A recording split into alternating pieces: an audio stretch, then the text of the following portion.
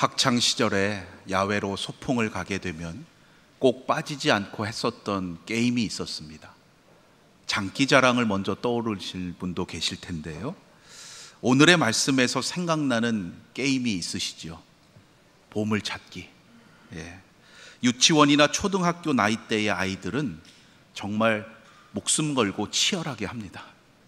보물을 찾아서 받게 되는 선물도 있지만 그날 보물을 찾았는지 못 찾았는지에 따라서 그 소풍 간 날 하루의 기분이 결정되기 때문이죠. 그런데 대개 나이가 들면 보물 찾기를 하더라도 조금은 시시하게 생각합니다. 엄청난 선물이 걸려 있지 않는 한 그저 운에 따라 결정된다고 생각해서인지 감추인 보물을 찾는데 치열하기보다는 조금은 여유 있게 슬슬 둘러보곤 하지요. 여러분, 보물을 잘 찾는 비결이 있습니다. 어떻게 하면 보물을 잘 찾을까요? 보물을 감추는 사람의 입장에서 생각해 보는 거예요. 어디에 감추었을까? 눈에 쉽게 띄는 곳에는 아마도 작은 선물을 받게 되는 보물 쪽지를 숨길 겁니다.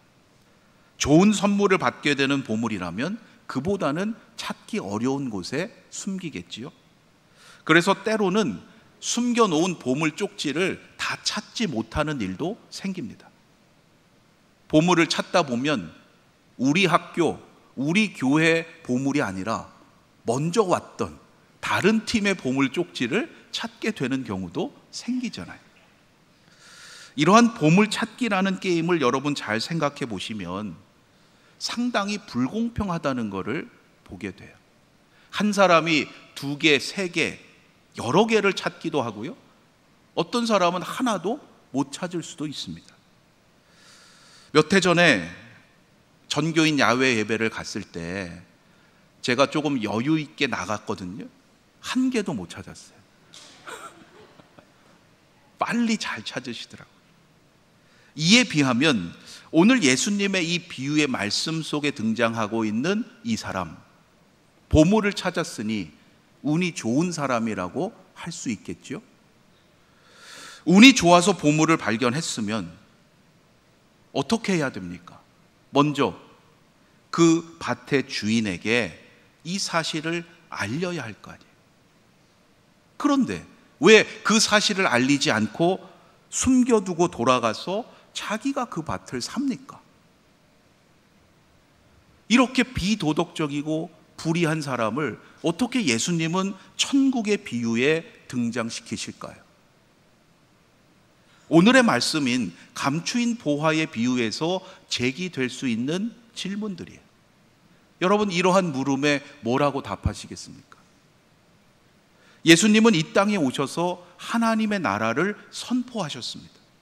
그런데 하나님의 나라는 이것이다 직접적으로 말씀하지 아니하시고 비유라는 양식을 통해서 말씀하셨어요. 비유는 당시 유대 사회에서 일반적으로 사용되지 않았던 매우 새로운 방식이었습니다.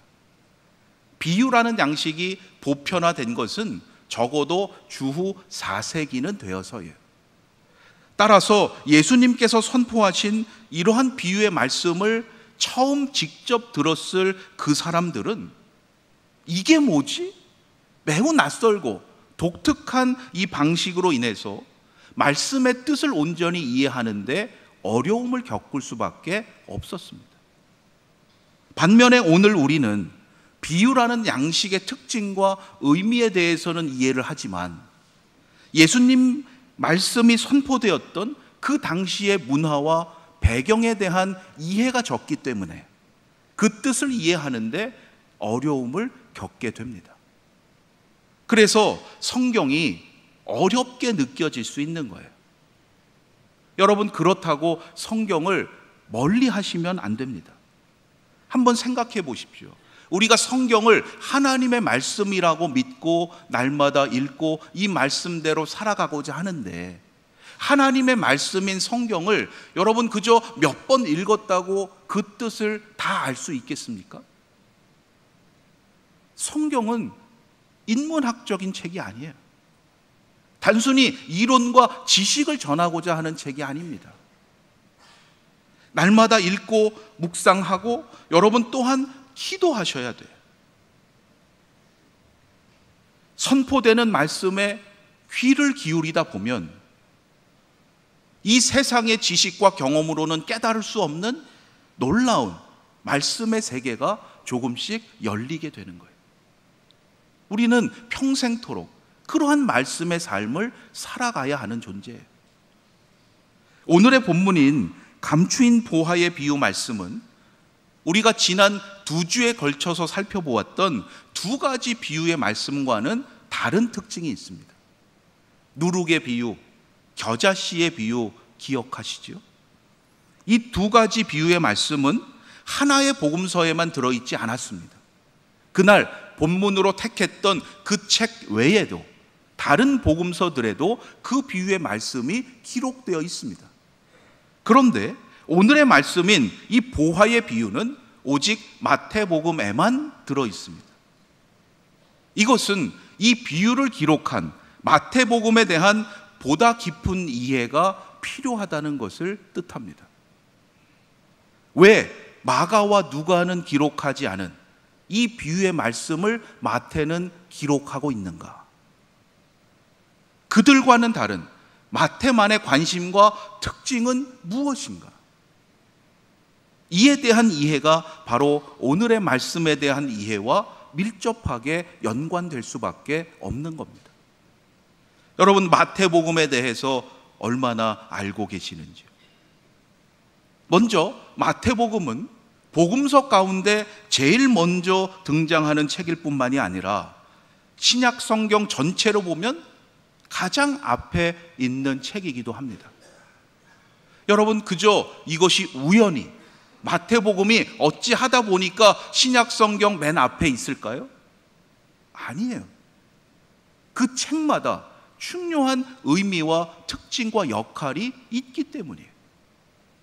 복음서가 신약 성경에서 왜 맨 앞에 있습니까?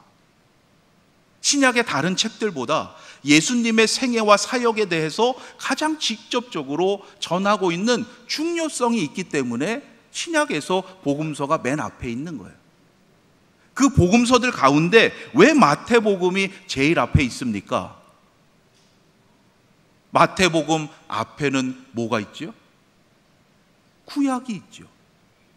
구약에서부터 신약으로 넘어가는 그 매끄러운 연결의 역할을 마태복음이 잘 할 수 있기 때문이에요.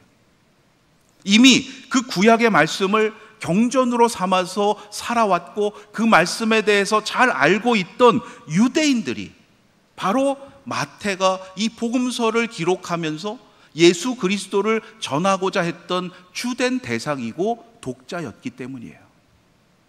그래서 마태복음을 읽어보면 신약의 다른 책들보다도 가장 많이 구약의 말씀이 인용되고 있습니다.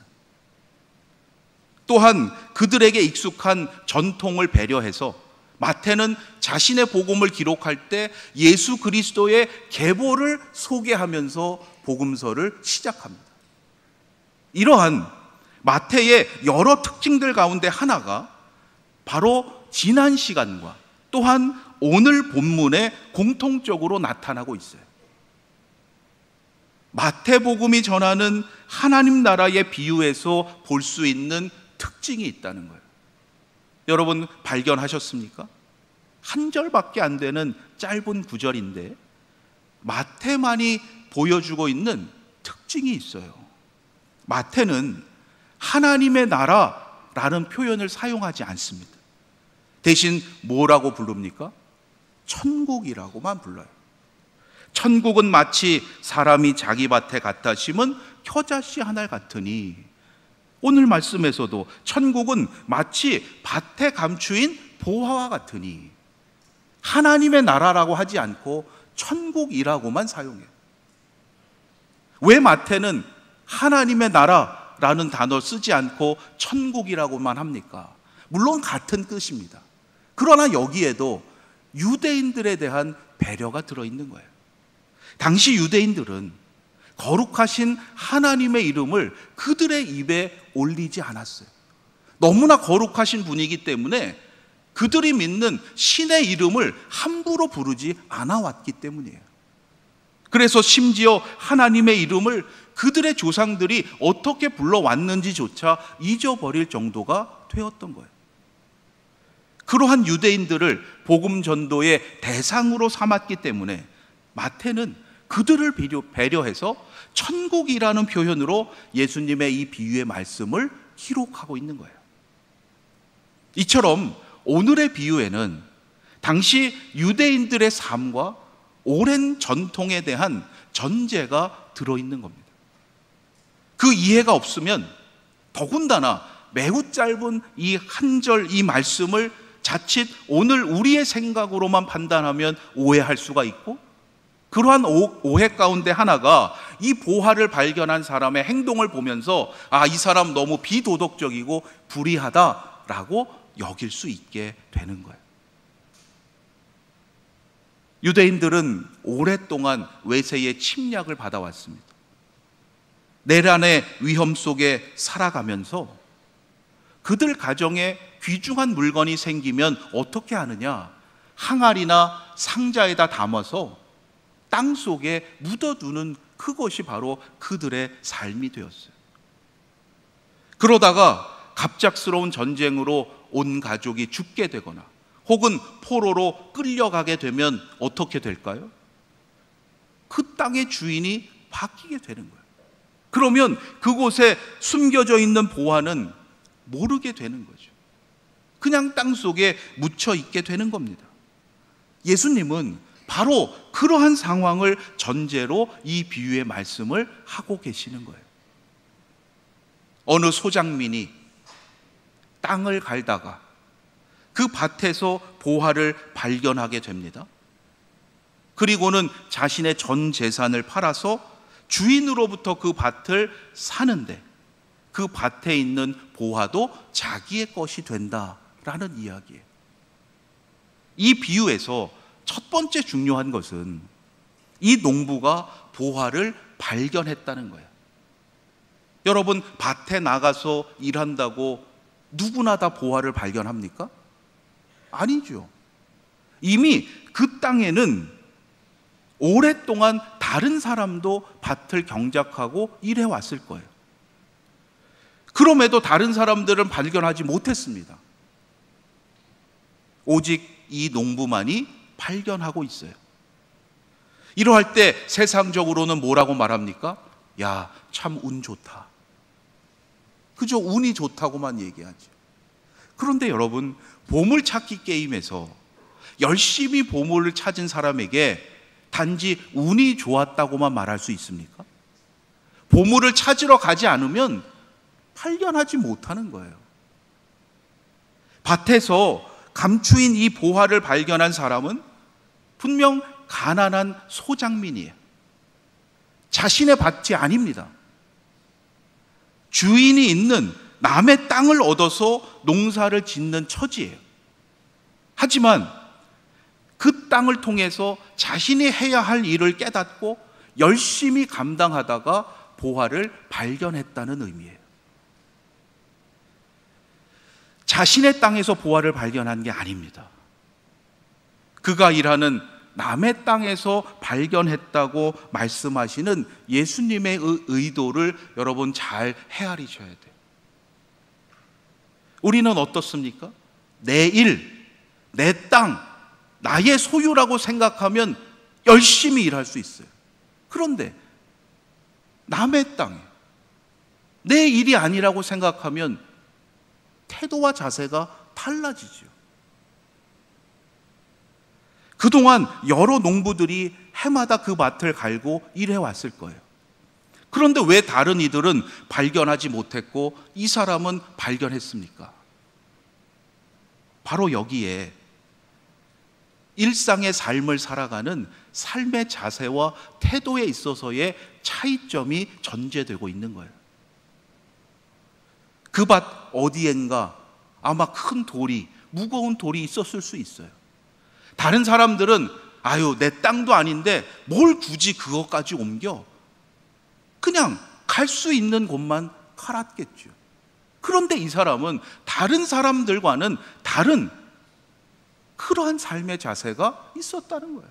무겁지만 그것을 옮기면 그 모든 땅을 잘 갈아서 더 많은 열매를 얻을 수 있지 않을까.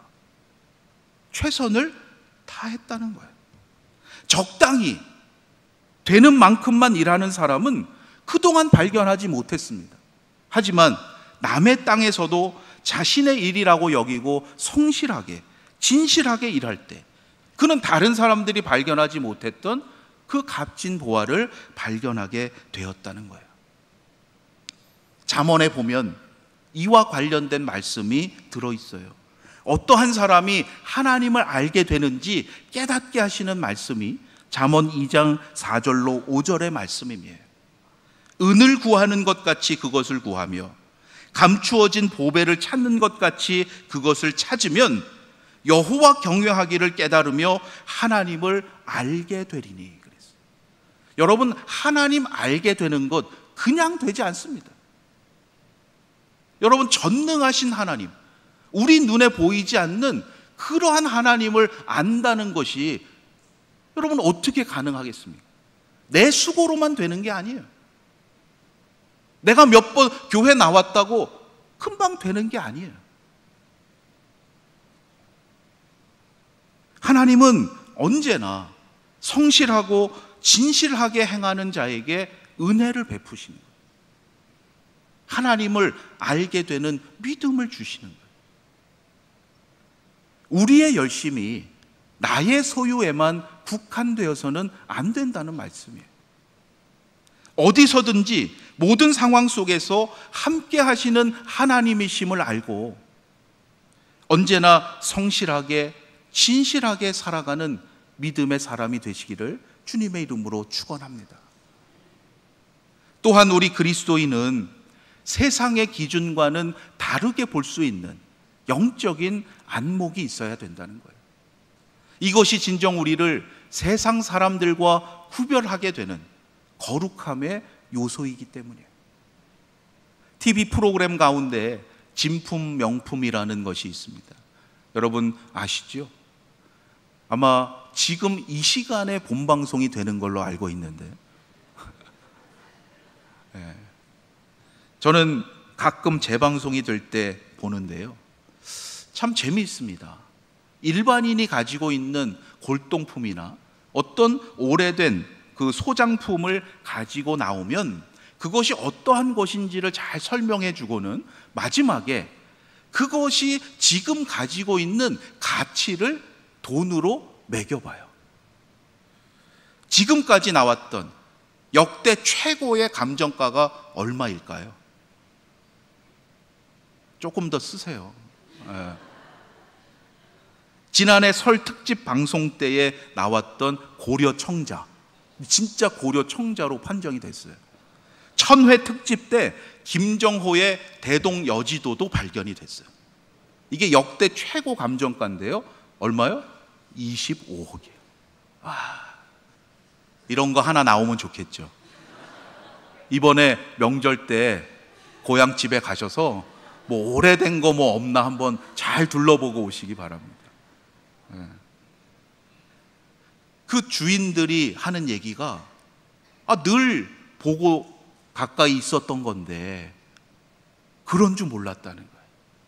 그 가치를 몰랐다는 거예요.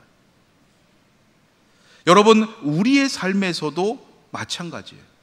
우리의 삶에서 무언가를 깨닫고 발견했을 때 참 중요합니다. 그것을, 그 가치를 잘 보관하고 그 가치를 소중히 지켜가야 할 것인지, 아니면 가치가 없는 것이어서 과감히 버려야 할 것인지, 그 가치를 알 수 있는 영적인 안목이 있어야 된다는 거예요. 어떻게 그 영적인 안목을 얻을 수 있습니까? 말씀과 기도를 통해서죠. 세상 사람들이 알 수 없는 그 가치를 발견하고 그 가치를 누리면서 살아가는 그 삶이 바로 믿음의 삶이기 때문이에요. 돼지 목에 진주 목걸이라는 속담이 있죠. 아무리 소중한 것이라도 그 가치를 깨닫지 못하면 소용이 없는 거예요. 그래서 우리가 믿지 않는 이들을 볼 때 참 안타까운 마음이 드는 거죠. 복음을 전하고 예수 그리스도를 전하지만, 참 귀한 것 전하지만 깨닫지 못하니까 모르는 거잖아요. 여러분, 오늘 이 예배의 자리에 있는 우리 모두는 바로 이 비유 속에 등장하는 농부와 같습니다. 예수 그리스도라고 하는 그 소중한 보화를 발견한 사람들이에요. 여러분, 그러하기에 예수가 나의 구세주가 되심을 깨달았기에 오늘 이 자리에 계신 거 아니에요. 십자가를 통해서 나타내 주신 하나님의 그 사랑과 구원의 가치가 너무나 소중하다는 것을 깨달았기에 우리 모두가 지금 이 자리에 있을 수 있는 거예요. 그런데 여전히 많은 사람들이 아직도 이것을 깨닫지 못하고 있습니다.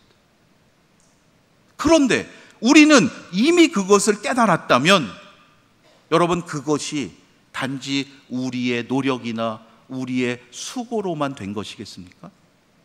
아니죠. 여기에는 무엇과도 비할 수 없는 하나님의 크신 은혜가 있다는 거예요. 하나님의 나라는 세상에서 똑똑하다고, 많이 가졌다고 깨달을 수 있는 것이 아니에요. 만일 그러하다면 교회마다 고학력자들이 많아야 되잖아요. 부자들이 많아야 되잖아요. 그러한 사람이라고 깨달을 수 있는 게 아니에요. 그것에 달려있지 않습니다. 천국에 감추어진 이 보화는 또한 내가 열심히 한다고만 발견할 수 있는 것도 아니에요. 나의 힘으로만 발견하고자 하면 여러분, 얼마 못 가서 지쳐 쓰러집니다. 나의 수고로만이 아니라 하나님의 은혜로 더불어 살아감을 깨닫고 인정하는 사람이 바로 이 땅에 임한 천국을 깨닫게 되고 그의 삶 속에서 날마다 보화를 발견할 수 있는 거예요. 우리가 하나님의 은혜로 감추인 보화를 발견했다면 그 다음 우리가 해야 할 일은 무엇이겠습니까? 발견한 것으로 그치면 안 되겠죠. 발견했다고 거기에 만족하면 안 돼요. 오늘 이 비유의 말씀에서 우리가 얻어야 할 가장 중요한 교훈은 감추인 보화를 발견한 이 사람이 그 다음에 어떻게 했는가, 바로 여기에 있습니다. 발견한 그 보화를 놓치지 않기 위해서, 앞으로도 그의 삶에서 그 보화를 누리고 살아가기 위해서 그는 그 밭의 주인이 되어야 했습니다. 그렇지 않으면 자신이 발견하긴 했지만 그것에 대한 소유권을 온전히 가질 수가 없다는 것을 알았기 때문이에요. 그래서 그는 자신의 소유를 다 팔지요. 그 땅 주인인 부자에 비하면 그 소유 자체가 얼마 되지 않았을 수도 있어요. 그러나 그에게는 그 모든 것의 희생이라는 거예요. 그것을 감수하면서까지 그는 그 아낌없이 내어놓고 그 밭을 삽니다. 지금 우리의 기준으로 볼 때 여기서 이 농부의 행동이 비양심적이고 불의하다고 생각될 수 있죠. 그 밭에 보화가 있다는 것 얘기하지 않았잖아요. 그러나 당시의 기준에서는 누가 그 보화를 숨겼는지, 그 보화의 본래 주인이 누구인지를 알 수 없는 상황이기 때문에 그러한 행동이 문제가 되지 않았던 거예요. 마지막 이 농부의 행동을 통해서 예수님은 무엇을 말씀하시고자 했겠습니까? 이 농부는 자신이 발견한 그 보화의 가치를 깨닫는 것에 머물지 않았다는 거예요. 그것을 놓치지 않기 위해서 그의 모든 것까지도 아낌없이 내어놓고 희생할 수 있었다는 거예요. 여러분, 우리는 예수 그리스도를 믿고 그 믿음으로 영생을 얻습니다. 맞아요. 그런데 그 믿음을 단지 말로 고백하는 차원? 내가 의지로 생각하는 것이라고 머물러서는 안 돼요. 구원을 얻게 되는, 이 땅에서 하늘나라의 삶을 살아가게 되는 그 구원의 모든 과정 가운데에는 이 농부가 아낌없이 자기의 모든 것을 희생한 것처럼 우리의 모든 것을 과감히 희생할 수 있는 각오가 들어있어야 한다는 거예요. 성경에 보면 예수가 그리스도이심을 깨달았던 사람들이 많이 있습니다. 그런데 그들이 모두 예수님의 제자가 된 것은 아니에요. 예수가 그리스도라는 것을 깨달았는데 왜 제자가 되지 못했습니까? 바로 이 문제 때문이에요. 내가 가지고 있는 것 내려놓지 못하기 때문이에요. 나의 소유를 내 것이라고 여기었기 때문이죠. 혹시 여러분 가운데 예수 그리스도를 믿는다고 여기지만 여전히 세상의 기준대로 나의 소유를 나의 것이라고 여기고 있는 분이 계시지 않습니까? 나의 소유를 나의 소유가 아님을, 나의 것이 아님을 깨달을 때, 내가 가진 그것이 오직 하나님께서 베푸신 은혜의 증거라고 고백할 수 있을 때, 오늘 이 땅에서도 언제나 하나님의 임재가 있는 천국의 삶을 살아가게 될 줄로 믿습니다. 여러분, 우리가 죽은 다음에 천국에 가게 되는 것 물론 큰 축복이에요. 그런데 여러분, 우리가 잊지 말아야 할 것은 믿음의 성도에게 하나님은 그보다 더 놀라운 축복을 주신다는 거예요. 그게 뭡니까? 죽은 다음에만 가는 게 아니라 오늘 이 땅에서부터 천국을 살아갈 수 있다는 거예요. 예수님은 하나님의 나라의 비유 말씀을 통해서 그 길을 알려주신 거예요. 물론 쉽지 않지요. 생계와 현실의 문제가 하루하루 늘 우리 앞에 놓여 있기 때문이에요. 우리의 관심, 우리의 노력이 현실의 문제, 생계의 문제를 초월하지 않는 한 그 하나님의 나라를 보지 못하는 거예요. 여러분의 시선을 그 문제를 초월하는 하나님의 나라를 볼 수 있게 되기를 바랍니다. 쉽지 않지만 우리는 하나님의 은혜로, 말씀의 능력으로 그 하나님의 나라를 볼 수 있고 이 땅에서부터 살아갈 수 있습니다. 그래서 마태는 오늘의 이 보화의 비유만이 아니라 천국에 대한 말씀을 이것으로 끝내지 않고 45절 말씀 이하로 보면 두 개의 비유를 이어서 더 기록하고 있어요. 진주의 비유와 그물의 비유예요. 마태복음에만 들어있는 이 세 개의 비유들을 여러분 이번 주간 더불어 함께 다시 읽고 묵상하며 기도하면서 예수님께서 알려주신 이 천국의 삶의 비결을 오늘부터 누리며 살아가는 복된 인생이 되시기를 주님의 이름으로 축원합니다. 기도드리겠습니다. 하나님, 오늘도 저희들에게 하나님의 나라를 선포해 주심을 감사합니다. 이 땅에서부터 천국을 살아가는 복된 인생 되도록 인도하여 주시옵소서. 또한 그 놀라운 은혜를 많은 이들에게 기쁨으로 전하는 자 되게 하시고 이 땅에 하나님의 나라를 확장해가는 우리 아연 공동체 되도록 인도하여 주시옵소서. 우리 주 예수 그리스도의 이름으로 기도드립니다. 아멘.